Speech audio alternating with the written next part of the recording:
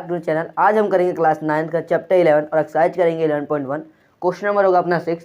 तो हम पढ़ते हैं 6 में। क्वेश्चन में क्या कह रहा है, शंकु के आधार की एक गुंबज की तिर्यक ऊंचाई और आधार का व्यास क्रमशः 25 मीटर और 14 मीटर है। देखिए यहाँ पर तिर्यक ऊंचाई और आधार का व्यास बता रखा है। कैसे देखिए, क्रमशः मतलब जो पहले आया है उसकी पहले वाली वैल्यू, जो दूसरा है उसकी दूसरी वाली वैल्यू, एंड तिर्यक ऊंचाई एल, ठीक है, ये हो जाएगा 25 मीटर और आधार का व्यास, ठीक है, स्मॉल डी 14 मीटर, ठीक है। और इसकी वक्र पृष्ठ पर 210 रुपये प्रति 100 मीटर स्क्वायर की दर से सफ़ेदी कराने का व्यय ज्ञात करना है। अगर कोई बंदा आता है सफ़ेदी करने के लिए तो वो 100 मीटर स्क्वायर की जगह पर जब पुताई करेगा तो वो 210 रुपये चार्ज करेगा। तो पहले हम इसमें क्वेश्चन क्या करते हैं कि पहले हम जो गुंबज है ना उसका वक्र पृष्ठ क्षेत्र निकाल लेंगे। तो कैसे निकालेंगे, देखिए इसका सॉल्यूशन करते हैं। हम सॉल्यूशन करेंगे तो पहले हम लिखते हैं जो दिया गया हमें, तो लिख लेते हैं कि शंकु के आकार की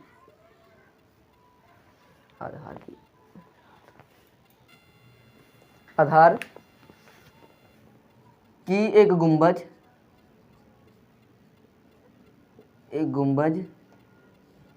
की तिर्यक ऊंचाई, लिखना पड़ता है कि हमें क्या क्या गिवन है, आपके लिए भी इजी रहता है लिखने के बाद। ये तिर्यक ऊंचाई क्या है, स्लैंट हाइट, इसको हम एल से दिखाते हैं, ठीक है।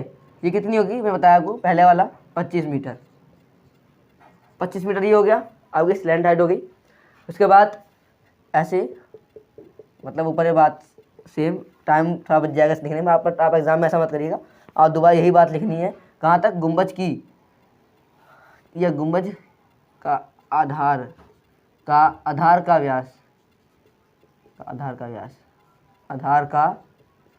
व्यास, जिसको हम किसे डिनोट करते हैं, डी। आधार का व्यास 14 मीटर में बता दिया था आपको, और हमें पता है कि डी को 14 मीटर है। और जो हमारा फॉर्मूला होता है वक्र पृष्ठ क्षेत्रफल का, क्या होता है, पाई आर एल होता है। उसके अंदर डी नहीं आता, आर आता है।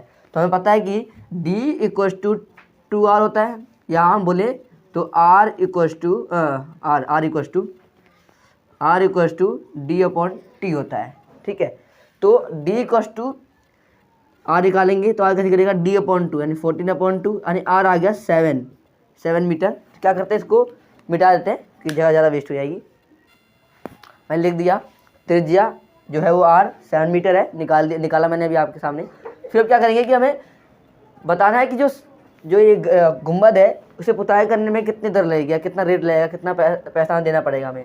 तो इसके लिए क्या करेंगे हम कि शंकु से वही बात दोबारा लिखेंगे, शंकु के आधार की एक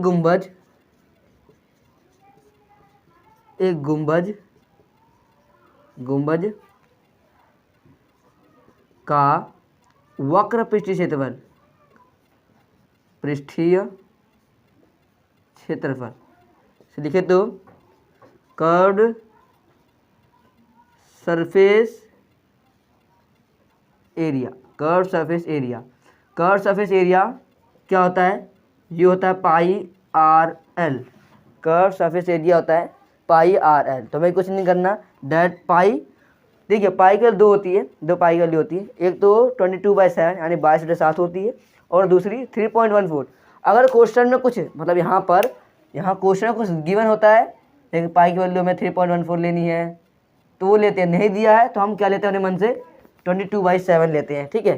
तो हम क्या करेंगे, पाई की वैल्यू हम 22/7 ले लेते हैं, 22/7 इंटू पाई आर कितना निकाला हमने 7 इंटू एल कितना आपके पास, देखिए 25 मीटर, देखिए ऊपर एल 25, ये सिंपली क्रॉस जाएंगे, ये तो नॉर्मल है, ठीक है। यह आ गया कितना 22 इंटू 25, क्षेत्रफल क्या आ जाएगा, मीटर स्क्वायर। मैं ध्यान रखिएगा कि जब भी क्षेत्रफल या एरिया निकालते हैं तो उसकी यूनिट कैसी आती है, स्क्वायर में आती है, ठीक है। तो गुणा करेंगे जब इसको हम, तो यहाँ गुणा कर लेते हैं हम कहीं साइड में 22 से, ये आ गया 550 यानी 550 मीटर स्क्वायर, जो इसका जो एक तंबू था, इस शंकु के टाइप कह सकते हो, तंबू जिस तरह से था, उसका जो गुंबद जो था उसका क्या एरिया है, कर्व सरफेस एरिया है, क्योंकि पुताई कहाँ होती है। सबसे बड़ी बात कई बच्चे कहेंगे कि हमने कर्व सरफेस एरिया ही क्यों निकाला, हमने टोटल कर्व सरफेस एरिया क्यों निकाला, कुल वक्र परिक्षेत्र क्यों निकाला।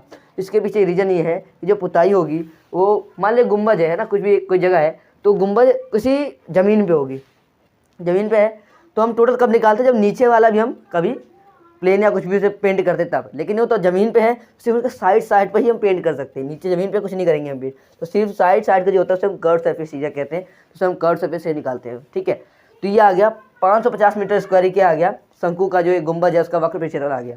तो हमें कुछ नहीं करना, सीधे इसमें क्या करना है कि डायरेक्ट हम सॉल्व करते हैं, क्या यूज करके, यूनिटरी मेथड से हम सॉल्व कर देते हैं यहाँ पर।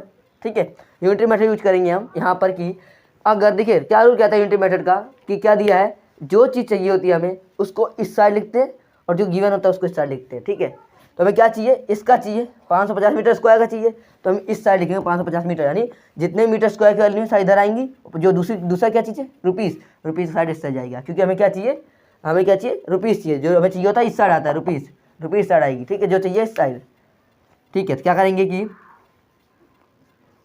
100 मीटर स्क्वायर की दर क्या है, दर बराबर क्या है, ₹210 है ना, 210 लिखा है मैंने, मैं साफ कर देता हूँ इसको, 210 रुपीज़। ठीक है, ₹210। ठीक है, तो हमें पता है कि हमें जब भी न्यूटन मेथड करते हैं तो उसमें हमें सबसे पहले एक यूनिट यानी 1 रुपये या 1 मीटर या 1 किलोमीटर की जो वैल्यू है पता होनी चाहिए। तो हम पहले एक का निकालते हैं, कैसे, 1 मीटर स्क्वायर की दर क्या हो जाएगी, ये जो वैल्यू होती है इसे पहले ऊपर लिख देंगे और जो सेकेंड है इसको नीचे डिवाइड में, बस। अब क्या आ गया, 1 मीटर स्क्वायर दर। आप चाहे तो सॉल्व कर लिख सकते हैं इसको, नहीं तो ऐसे छोड़ सकता है, क्वेश्चन में ईजी आएगा। आप क्या चाहिए, जितने का चाहिए वो लिख देते हैं, इसका चाहिए यहाँ लिख देते हैं कि दर कितनी हो जाएगी, पुताई करने की दर कितनी हो जाएगी, 210 एज इट इज जैसे था वो, क्योंकि हम इसमें गुणा करेंगे 1 रुपये के प्राइस से। ये एक पेन का दाम 5 रुपये है, तो 10 का चाहिए था, हम 10 से गुणा कर देंगे एक पेन के प्राइस में। ठीक है, तो इस तरह से 1 मीटर का इतना था, तो 550 का मल्टीप्लिकेशन कर देंगे, इससे सॉल्यूशन करेंगे, इसका 1 0 से 1 0 कट गया, यहाँ से 1 कट गया, ये है 21 × 55, ये रुपीज़ चल रहा है। ठीक है, इसको जब हम गुणा करेंगे